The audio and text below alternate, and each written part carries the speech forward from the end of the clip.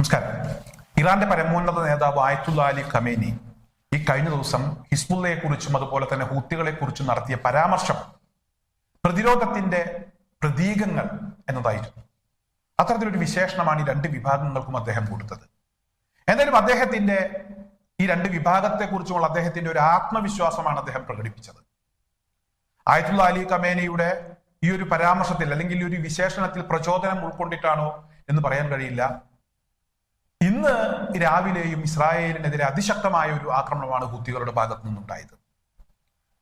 അതായത് നേരം വെളുക്കുന്നതിന് മുമ്പ് തന്നെ ഇസ്രായേലിനകത്തേക്ക് ഹൂത്തികൾ ബാലിസ്റ്റിക് മിസൈൽ തൊടുത്തുവിട്ടിരിക്കുന്നു. 10 ലക്ഷത്തോളം വരുന്ന ഇസ്രായേലികൾ ജീവനും കൊണ്ട് നെട്ടോട്ടമോടുന്നു.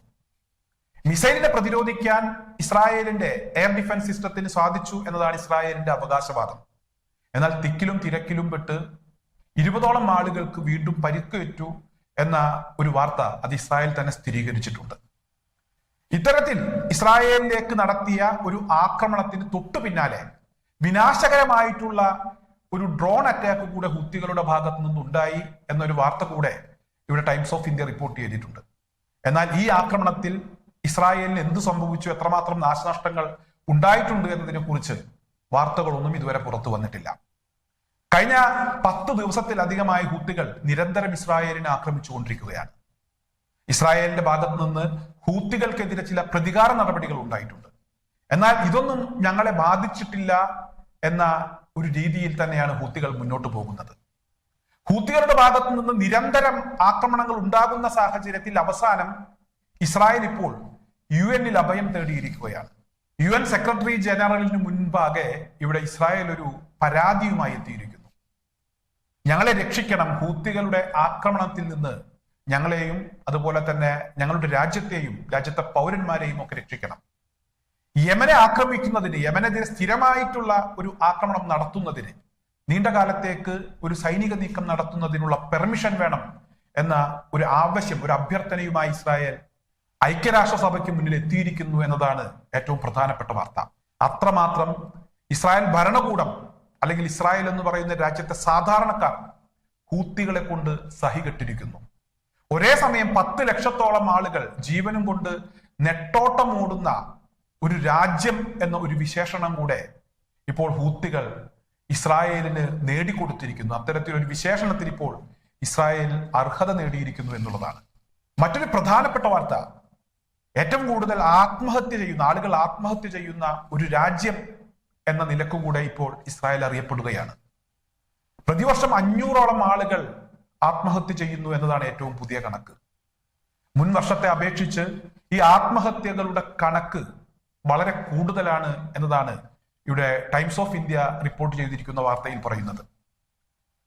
സൈനികരുടെ ഭാഗത്ത് നിന്ന് തന്നെ നേരത്തെ നിരവധി ആളുകൾ ആത്മഹത്യ ചെയ്യുന്ന ഒരു സാഹചര്യം ഉണ്ടായിട്ടുണ്ട്.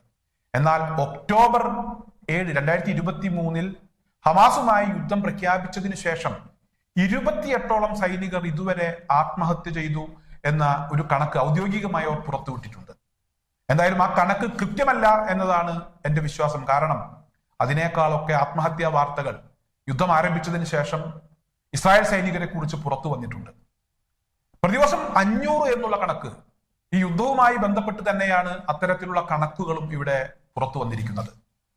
യുദ്ധത്തിൽ പങ്കെടുത്ത് മരണപ്പെടുന്ന സൈനികർ, അവരുടെ കുടുംബാംഗങ്ങൾ, അതുപോലെ തന്നെ അവയവങ്ങൾ നഷ്ടപ്പെട്ട് ഗുരുതരാവസ്ഥയിൽ കിടക്കുന്ന സൈനികർ, അവരുടെ കുടുംബാംഗങ്ങൾ, ഇത്തരത്തിൽ യുദ്ധവുമായി ബന്ധപ്പെട്ട് അവരെ ചുറ്റിപ്പറ്റി, സൈനികരെ ചുറ്റിപ്പറ്റി നിൽക്കുന്ന ആളുകളാണ് കൂടുതൽ ആത്മഹത്യ ചെയ്തിരിക്കുന്നത്.